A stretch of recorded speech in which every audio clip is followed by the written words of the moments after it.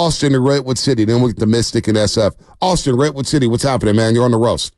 Ain't nothing, man. Just got the little sour taste because of our loss that we just took. But my question is, what did Chris Paul actually do for the big three, our core? I feel like Chris Paul only did more for our bench, getting the youngers organized on offense or whatnot.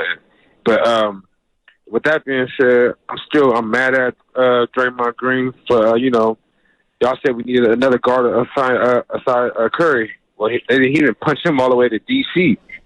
Draymond is like a cancer. He's like you can't contain him. You don't know what you're gonna get out of him. He's like a loose pit bull. You don't know. He might bite you. He might not. So, what y'all think, man? What y'all think about that? Think about what? Draymond Green being a pit bull or no? What? Yeah, being a pit bull and kicking another star off the team like you did. Pit bulls scare me, even though I know that there are some great ones out there. Yeah, that's all I got, man. We need Drake. We need JP back. That's all we need. You need Jordan Poole back. Well, guess what? I don't think you're getting Jordan Poole back anytime soon. I don't think that's happening. Look, defense is a hard thing to quantify. Wouldn't you agree? It is. All right. Do you believe in the defensive win share metric? It's not the end all be all, but I don't know. These metrics, I try to watch the game as much as possible.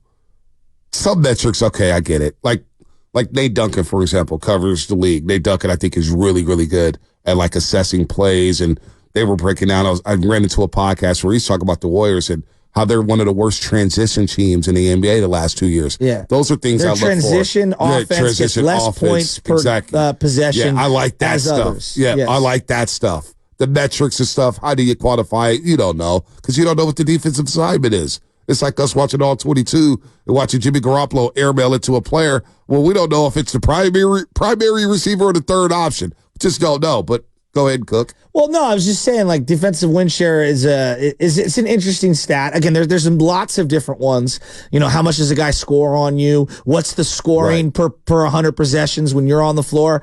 By a lot of metrics, Moody was actually a better defensive player this year than Gary Payton II. Yeah, well, you know the top 5 defensive players per metrics, defensive efficiency individually. It was TJD number 1, Draymond Green number 2. TJD was better by 0.1, but it was Sarge was on this list in the top 5. Looney was on there, and then it was Chris Paul. Really? Yeah. But that doesn't surprise me because he's very savvy and they pick their spots on who he was guarding. But Sarge being on there, it's like, oh, I thought he was a bad defender. You know, I don't. You know. Well, again, this is why, there's large samples. Oh, so-and-so had the greatest war ever in an individual season. Great. Yeah, it wasn't more impactful to winning than Barry Bonds. Get out of here. Right. So, look, again, and I'm using the GP2 Moody thing because I really believe adding GP2 at the deadline last year brought all the vibes back for everybody. But it was so redundant and it crushed the development of Moody and Kuminga to a degree because it was just another guy when he was available for half the games that you had to get into the game ahead of these other dudes. Yep. Let's go to Mystic and SF. Mystic, what's happening? Man, I'm crestfallen. I'm very depressed. But let me just rattle off real quick the top 3 reasons I have for this failure. Number 3 would be the continued failure to integrate the youth and give them their proper due. I'm so on board with what you guys are saying about Moses Moody, a guy who can defend, a guy who can shoot. There's no reason for somebody like Gary Payton Jr. to be playing over him, or even Pajemski if he's going to be coming in to replace a 2 guard. And of course, Jonathan Kuminga, your lottery pick. Why are you sending him back to the bench at the end of the season? That made no sense to me. And Trace Jackson Davis. To me, there are times where you could take Draymond off the floor and put Trace Jackson in because he's going to give you some offense and replicate some of the things that Draymond does.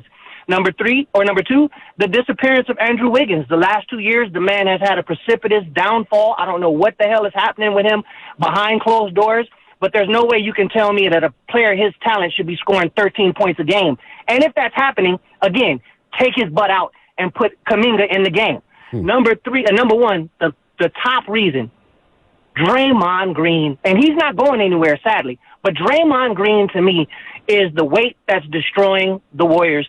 This dude is so mercurial and so out of control. And, as his play declines, what you're going to expect from him? I expect more outbursts, more bad behavior, because he will have less ways to impact people on the court. And based on his mentality, I can't see him just being abused on a nightly basis by different NBA players. And that's what's getting ready to happen to Draymond. He gives us nothing on offense. I'd rather have him gone, to be honest. I think that would really clear the way for development for the youth and for an overall healthier vibe for the team, man. It's interesting. Would you be able to stand the line? Would you be happy with they allow Klay to walk, but Draymond stays? Oh, he left. Because that's my next question. Because okay. I told you guys yesterday we canceled the show call. I say, guys, we got a lot. I got a plethora of questions. Show call. Hey, we haven't it's one call between the two of us. Yeah, it's one call between Lubman. It's between Lubman, Chasky, and I. What are we going to talk about today? What's our plan? Well, you know what? Our plan is we're going to continue to roll on the damn offseason. And here it is. And here it is, too. Our plan is to shed salaries. That's the Odyssey way. Gotta have a plan. I literally, as I'm driving around yesterday, I had to do some things, and I'm driving around. I actually walked around Oracle Park. It was a beautiful day. Just kind of get my thoughts right. Yeah? Get my Klay Thompson out. That Bay Air. Yeah. I'm actually excited about the Giants. Listen, man. I got like 20 questions on each player and what you do. Like, it's just... I'm like, because you know why? This is why I love the way we structure our show. What's that? And Organized chaos? No, it's organized chaos, but we tend to stay away from the all season until the all season actually happens. And then it's just a can of worms. It's just a can of worms. It's like, all right, but think about how much material we have by saving all the all season. Like, you could ask questions to see what are they going to do coming in next year? I'm worried about what they're doing in Game 61. Are they going to get the 10 seed or not? Are they going to be in the box? What's going on here? But there's plenty of questions, including the Draymond Green question. And there are going to be a segment of fans who are going to say, which is why I'm sitting here saying, boy, Klay sees Dre and Wiggins get 4 years. I'm not trying to pocket watch, but how does that make me feel? I want to be here long term too. But Draymond Green, the Warriors were in the 10 seed. Draymond missed how many games? Way too many. You know what my mom said? Real quick. My mom came to watch the little guy yesterday. Did she tell you she came by the gatehouse? She did. And by the way, I forgot to tell you, she was so happy. Like, it was unbelievable how happy she was. And she says, Festus Zealey's like the nicest guy ever. Yeah, Chris Mullin's so nice. Yep. Your ear-to-ear smile. Yep. Her friend Connie literally texted her while we were having lunch, and she was like, we met stars, as in Bonte, Mully, and Festus. Yeah, I'm not a star. Her jaw was dropped. Blown away. Stars in that other guy who's gained us some weight. But my mom, I go, Mom, what do you think the Warriors should do? And she goes, well, they got to get rid of Draymond. And I go, why is that? And she goes, and she was doing the chokehold walk back of the Rudy Gobert. She's like, you can't have a guy like that on this team anymore. So the vibes have not been the same since what happened after Tokyo, Japan. It is not, and it's overshadowed his good play on the court. Draymond has been really good on the court. He really has. I'm not just saying that because of what happened between us. No, he has played. I said it last year. I was like, you know what's sad, Shasky? And this was last season. I never forget it. Last season, we're talking, and I was like, man, it made the second seed. And, we're going off about Draymond. I'm like, dude, he actually had a really good year on the court, but we couldn't see past that because of what happened in training camp. Because of the vibe of the entire team.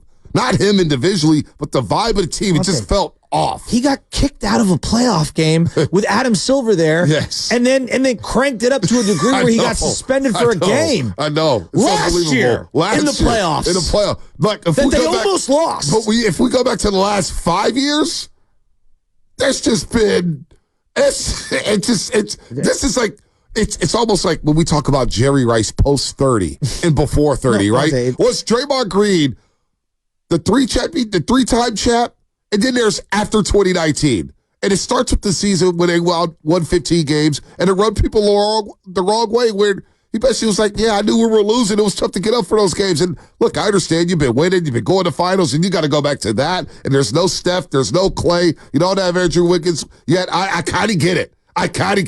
But it's something you probably don't want to admit out loud. It's like John Lynch said, hey, man, we're at Patrick Mahomes' pro day. We're not really scouting him. We're just here for decoys. But, boy, let me tell you, Mahomes has a great arm. He looks really good, Kyle. And it's like, We're really going to admit that out loud. We're really going to admit that publicly. You bring up Jerry Rice, and what I think of is like Jerry Rice's 40-plus yard touchdown highlight package. Right. 19 minutes, right? Yep. Draymond Green's shenanigans highlight package is like 19 minutes. Man. I don't know if you saw that mixtape that was circulating. I did. No, I saw it. They called it the Draymond Green mixtape. Trust me, I saw it. There were things in there that I had completely forgotten. The DDT on Michael Beasley was like 54th on the list of crazy. It didn't make one of the cuts. I watched the 5-minute video. That didn't even make the cut. Dude, there's a couple videos I watched. I said, well, they missed this one. They missed that one. It was insane. It was incredible. It was insane. And I forgot how many times his leg just went flailing toward an opponent's groin. Dude, but this year, it becomes the most important season of your career. Again, these are his words, not mine. Draymond Green said it. This is the most important season of my career. And I was all in for it. You know me, Shask, I'm a sucker. I'm like, boy, let's go win some championships. I'm cool. Yeah. I'm going to be working till June. Let's go. I don't know what to do now. I'm off NBC. It's mid-April. What the hell am I going to do with myself? Damn. NBA playoffs. I can't take that photo no more. No NBA playoffs on the court at Chase Center. But Draymond Green played 55 regular season games this year. In 18, he missed due to suspension because it was 5 games, it was 12. Then he needed a game to ramp up and get back into shape or whatnot because he didn't do anything while he was going through counseling or whatnot. Look, maybe he grew professionally. Maybe he did grow personally. We'll see. We'll see. You know what I'm saying? The guy's a very intelligent guy. The guy Draymond Green is, look, man, he's talented. He's talented in the media. He's a talent. He's walking into the Hall of Fame as a basketball player. But he only played 55 games. And he missed 17, 18 due to suspensions. And you were the 10th seed, and you missed out on the 6 by a couple games. I look at Draymond Green, I'm saying, damn. Hey, I got him for 18 games. You got to figure the Warriors are 3 games over 500 with Day-Day in the lineup, right? Vontae, he's that important to this team. And look, whether people want to hear this or not, it rubbed a lot of people the wrong way that he had more downloads and episodes the week of the play-in game than shots taken. Yeah. What? I'm just keeping it real. No, you are, man. And so and it sounds like Draymond's not going anywhere, according to Steve Kerr.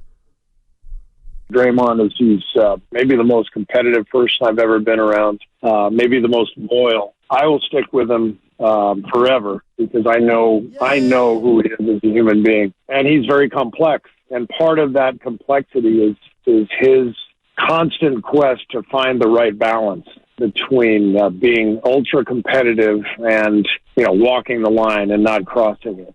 And he crossed it, over the last year. He crossed it several times, and if he could have it back, you better believe he would want to have it back and do it. But life doesn't work that way.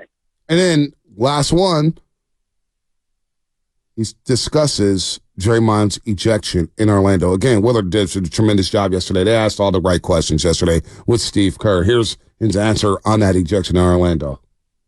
Everyone was upset when he got kicked out of the game in Orlando. That didn't even bother me. Like, Draymond is so competitive and so emotional. I'm fine if he gets tossed a few times a year because that's the price you pay for having the guy who is the driver of your defense, the driver of your competitive fire as a team. Without Draymond, we have 0 championships. I hope people realize that. But with Draymond, you've got a complex human being who is incredibly strong and loyal and emotional and competitive, and also can go too far. Asking before we get to the lines, and I want to respond to that. We cancel Fleming. We're going to push Fleming to tomorrow. We're going to get to all the calls. I see you, Leandro Mo. I see you, Rob. I see you, Rich. I see you, Coach Hall. Hang tight. Time for you to do the legal. I said, hang tight here. I'll get to the legal film on Mike. Trust me, I will. Because I have issues with what Kerr just said. Kerr's a damn good coach, and I agree with him on what he said about they don't win championships without Everyone Draymond agrees. Green. No one That is true. That. Hold on. That is true. That is very, very true. But at the same time, when Draymond Green came back this regular season, they all had the presser. Draymond Green had the 45-minute presser, when he came back, and then Steve Kerr talked after that. And Steve Kerr, what he said was like, we don't want him talking to referees. Wasn't that the quote? Basically said, I don't want him yelling at referees. I want him to stay away from that stuff. And then a few weeks later, it was, yeah, we want him kind of doing that. He needs to play with that edge. We want him yelling at referees or whatnot. Whatever. That's his game. But at this point, after what's happened in the last 2 years, I disagree with, hey, it's okay if he gets ejected a few times. Not on this team. He's the leader. He's one of the big three. He's a champion. He's a Hall of Famer. That stuff can't happen. You think it didn't bother Steph? Steph was in tears in Orlando. In tears. Well, you're not a 61 team anymore. This again is another microcosm of how this team they feel like it's 2018 all over. And that couple games here, couple games there, they don't matter. No, all the games matter because you're not as good as you once were. No. The margin of error is thinner and thinner and thinner. What team in the NBA says we can have one of our best players get thrown out of a couple of games here? It's all good. No team says that. No, and it can't I'm be sorry, this, that's enabling behavior. But it can't be Draymond either.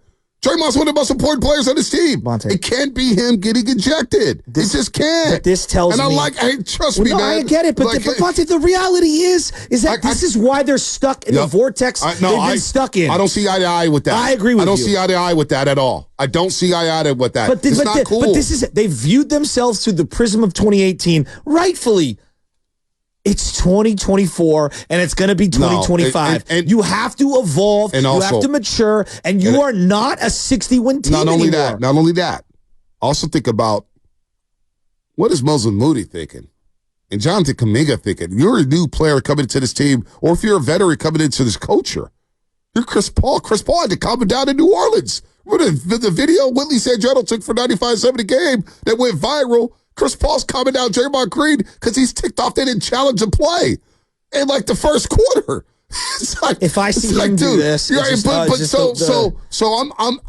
look, Steve Kerr, when he came out when Draymond Green first returned, he said, "Hey, look, and we got the quote somewhere.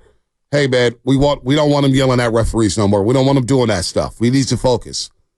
Then about a month later, it's like, it's okay, blah blah. The enabling, we've got to control this guy. You need him on the court. He missed 25 games this year, and you end up in 10th place.